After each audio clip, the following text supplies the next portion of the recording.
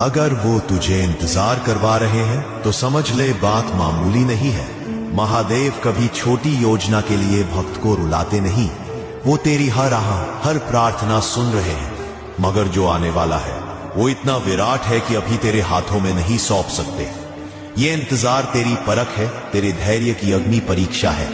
हर रोज तू जितना टूटता है तो उतना ही मजबूत भी बन रहा है। हर अश्रु तेरे लिए भविष्य की शक्ति बनकर संचित हो रहा है।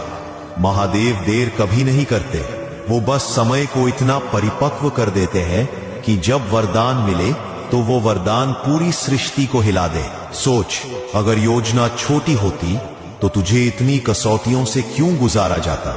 तो धैर्य रख, क्योंकि अगर महाकाल इंतजार करवा रहे हैं तो योजना इतनी विराट है कि तेरी कल्पना से भी परे है। जब वो क्षण आएगा, तेरी हर अधूरी इच्छा, हर टूटी उम्मीद